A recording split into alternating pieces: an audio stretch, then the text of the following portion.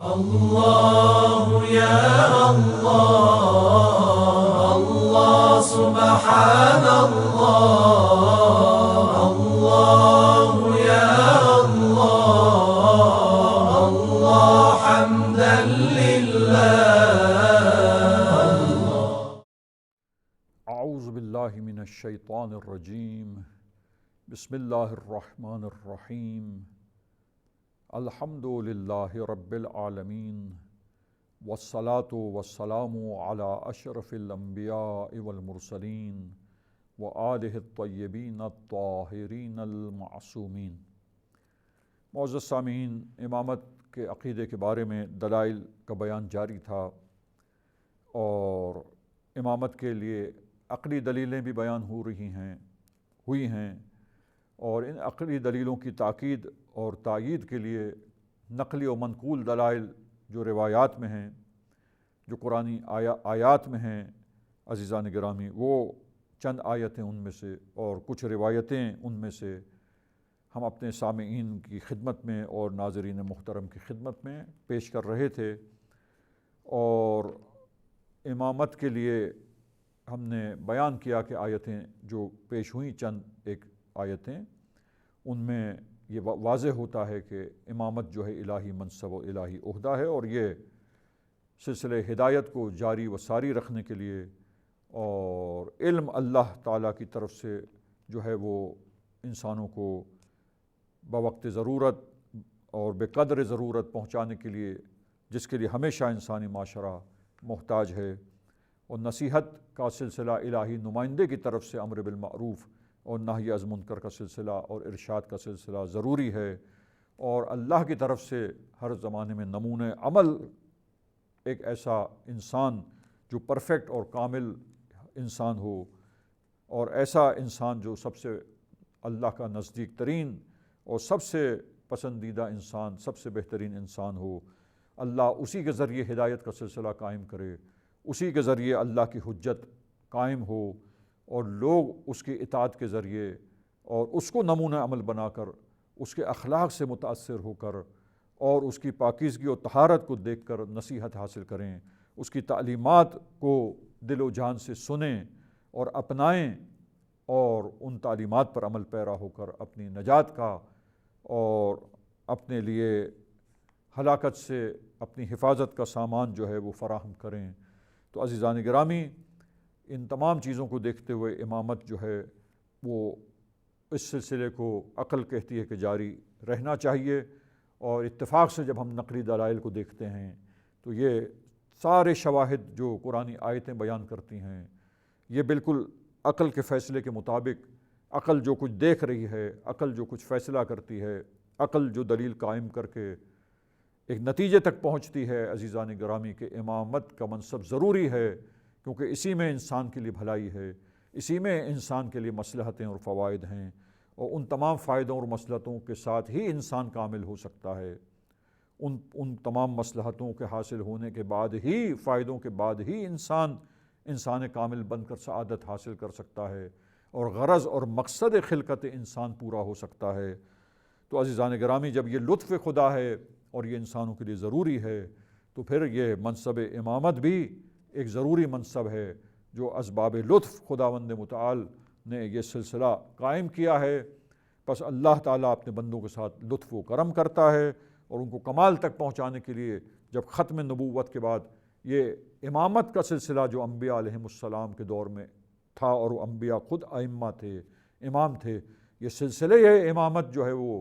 ہدایت کے لیے انسانوں کی جاری و ساری رہنا ہے، علم دینے کے لیے جاری رہنا ہے، اللہ اور مخلوق کے درمیان ایک محکم و بہترین رابطہ ہو، اور ایسا رابطہ ہو کہ اس رابطے کے ذریعے اللہ کا لطف و کرم جاری ہو، اللہ کی نعمتوں کا سلسلہ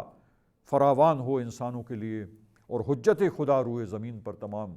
مخلوقات کے لیے اور انسانوں پر قائم ہو جائے، تاکہ جو ہدایت یافتہ ہوئے اس ہدایت کے ذریعے وہ کامیاب ہو جائیں، اور وہ جو ہلاکت میں مبتلا ہوئے حجت کے تمام ہونے کے بعد اور اتمام حجت کے بعد وہ ہلاکت میں مبتلا ہوں اور ہلاکت کے راستے کو وہ انتخاب کرتے ہیں، تو اللہ کی طرف سے بہترین ہدایت کا انتظام پیش کر دیا گیا۔ اب انسان چاہے تو شاکر بنے چاہے تو کفور بنے، اما شاکرا و اما کفورا۔ اب چاہے شکر گزار بنے چاہے ناشکرا بنے، چاہے نیکوکار بنے چاہے معصیت کار بنے۔ تو عزیزان گرامی، یہ تو انسان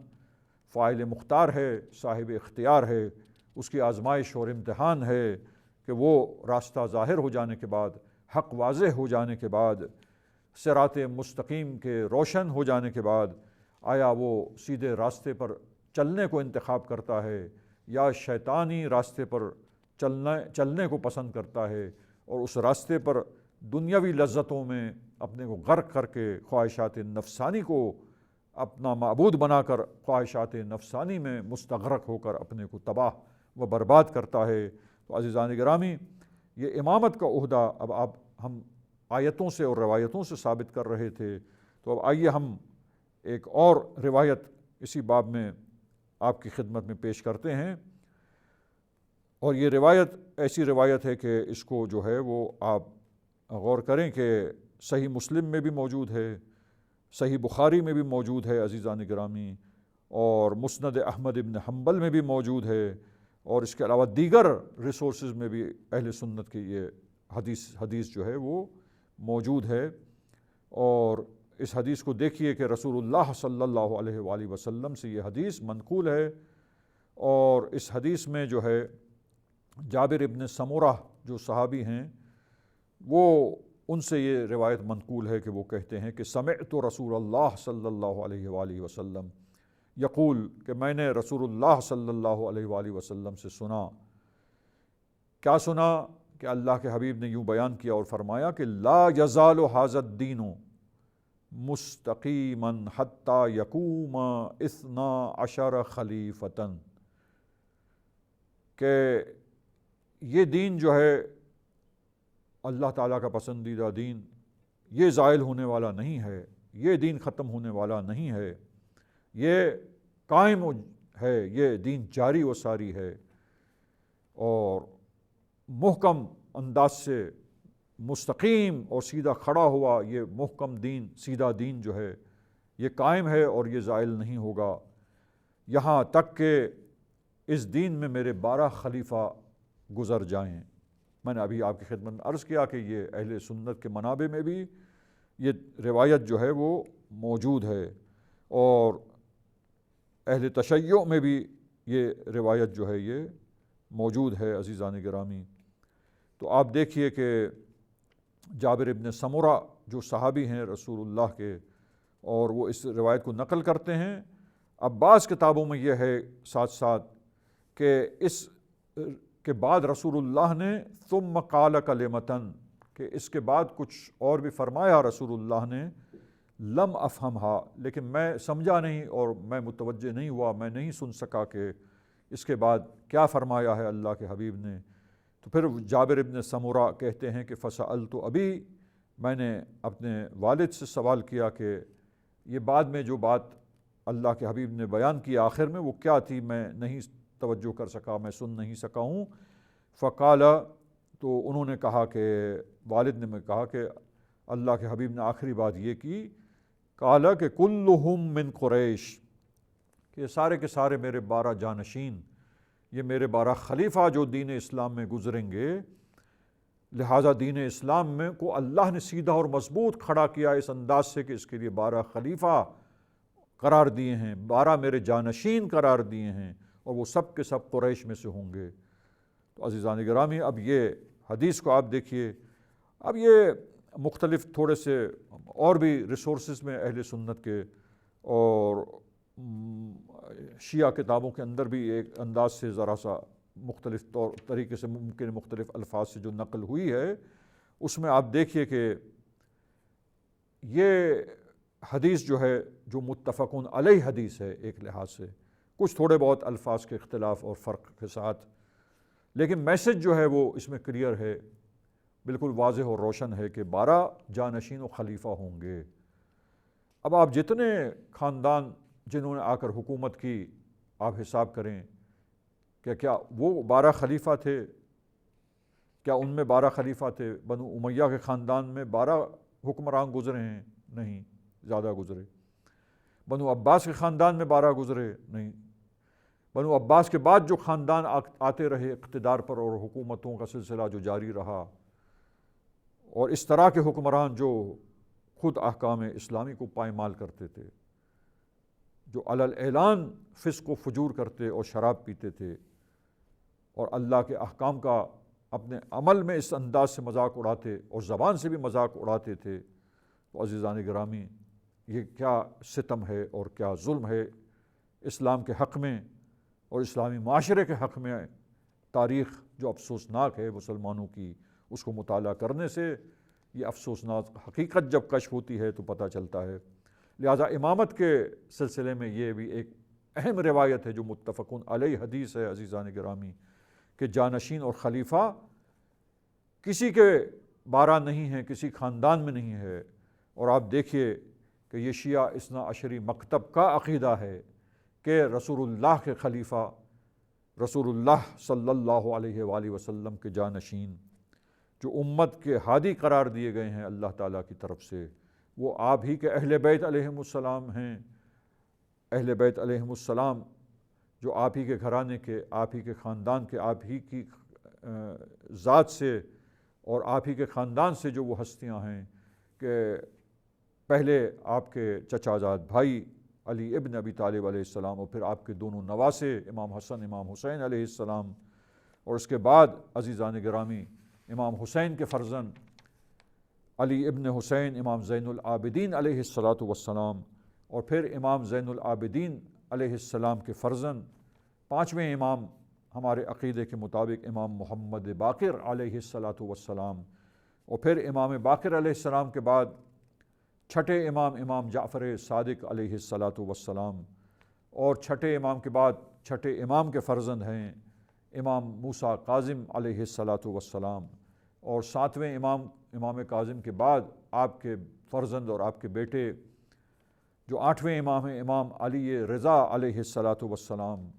اور 8ویں امام کے بعد آپ کے بیٹے اور آپ کے فرزند امام محمد تقی امام جواد علیہ السلام، اور 9ویں امام کے بعد 9ویں امام کے بیٹے امام ہادی امام علی النقی علیہ السلام، اور امام ہادی کے بعد عزیزان گرامی 11ویں امام آپ 10ویں امام کے بیٹے امام حسن عسکری علیہ السلام، اور امام حسن عسکری علیہ السلام کے بعد 12ویں امام جو ہیں اور 12ویں جانشین جو ہیں شیعہ اثنا عشری عقیدے کے مطابق اور دلائل کے ساتھ اور کثرت سے روایات ہیں اور قرائن اور شواہد ہیں۔ اور یہ حدیث جو میں نے ابھی جابر ابن سمرہ کی پیش کی ہے، آپ دیکھیے اس حدیث کو دیکھیے اور اس جیسی دوسری حدیثوں کو دیکھیے، اور عزیزان گرامی میں تمام روایتوں کو جو ہے وہ پیش نہیں کر سکتا اس مختصر سے سلسلے میں، لیکن چند روایتوں کو ہم اپنے سامعین کرام کی خدمت میں پیش کرتے ہیں تاکہ یہ مسئلہ روشن ہو جائے، اور مزید جو تحقیق آپ حضرات کرنا چاہتے ہیں، آپ اس سلسلے میں مزید جو معلومات حاصل کرنا چاہتے ہیں تو امامت و ولایت کے سلسلے میں لکھی جانے والی مفصل کتابوں کو ان کی طرف مراجعہ کریں۔ اور اس سلسلے میں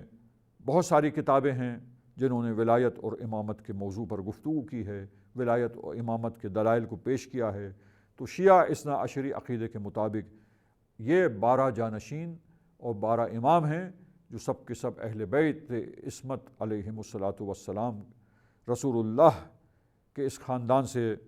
اور رسول اللہ کے قریش کے قبیلے سے عزیزان گرامی یہ تمام ہستیاں ہیں، رسول اللہ کی نزدیکی ہستیاں، رسول اللہ کی اولاد سے یہ تمام 12 جانشین۔ ہمارا عقیدہ ہے کہ یہ 12 ائمہ ہیں، یہ 12 ہادی ہیں جو رسول اللہ کے اوصیاء ہیں، رسول اللہ کے جانشین ہیں، امت کے یہ امام ہیں، اور اللہ نے سلسلہ ہدایت انہی ہستیوں کے ذریعے قائم کیا ہے عزیزان گرامی۔ تو یہ روایتیں ہیں، یہ احادیث ہیں کہ ان روایتوں اور احادیث کے ذریعے خود یہ بات بھی ثابت ہو جاتی ہے کہ امامت اور ولایت کا منصب پس یہ اللہ تعالیٰ کی طرف سے یہ سلسلہ قائم کیا گیا ہے، یہ سلسلہ اللہ تعالیٰ کی طرف سے رکھا گیا ہے، یہ سنہری اصول اللہ تعالیٰ نے مسلم امہ کے لیے بنایا ہے، پیش کیا ہے، اور یہ امامت کا سلسلہ بشریت کی ہدایت کے لیے، اہل اسلام و اہل ایمان کی ہدایت کے لیے، انہیں علم دینے کے لیے، ان کے حق میں لطف و کرم کر کے انہیں نجات یافتہ اور ہدایت یافتہ بنانے کے لیے عزیزان گرامی اللہ کے لطف و کرم سے یہ سلسلہ قائم ہوا، اور رسول اللہ کے یہ 12 جانشین ہیں۔ غور کیا آپ نے اس روایت پر، جابر ابن سمرہ کی روایت پر غور کیجئے، اور اس جیسی جو دوسری روایتیں ہیں عزیزان گرامی، ان روایتوں کو سنی اور شیعہ ریسورسز میں جو ہے وہ دیکھنے کے بعد توجہ فرمائیے کہ ان روایات کا پیغام کیا ہے، اور پھر شیعہ اثنا عشری عقیدے کے مطابق اور ہمارے ریسورسز میں کثرت سے روایات ہیں، ان روایات کو دیکھنے کے بعد ان تمام باتوں کو ساتھ رکھنے اور جوڑنے کے بعد عزیزان گرامی یہ عقیدہ جو ہے امامت کا عقیدہ، اس میں پختگی حاصل ہو جاتی ہے، یقین کامل ہو جاتا ہے کہ یہ سلسلہ امامت کو اللہ تعالیٰ کی طرف سے بشریت کے لیے، مسلمانوں کے لیے، اہل اسلام کی ہدایت کے لیے قائم کیا گیا ہے۔ اور یہ 12 جانشین ہیں، اور ہم نے اختصار کے ساتھ تمام ائمہ کا ذکر فرمایا، اور اللہ کے رسول کی روایت کی روشنی میں انشاءاللہ ہم روایت کو بیان کریں گے کہ یہ روایتیں جو رسول اللہ نے فرمائی ہیں، پیش کی ہیں، تو رسول اللہ کی فرمائش کے مطابق، اور اسی طریقے سے پہلے کے ائمہ علیہم السلام نے بعد والے ائمہ علیہم السلام کے لیے یہ تمام فرمائشات پیش کیں، تاکہ اہل اسلام کے لیے یہ 12 اماموں کا عقیدہ معصومین علیہم السلام کی، رسول اللہ سے لے کر اور امامت کے سلسلے میں جتنے امام آتے گئے بعد کے ائمہ علیہم السلام کے لیے، جو ان کی فرمائش تھی، جو ان کا فرمانا تھا،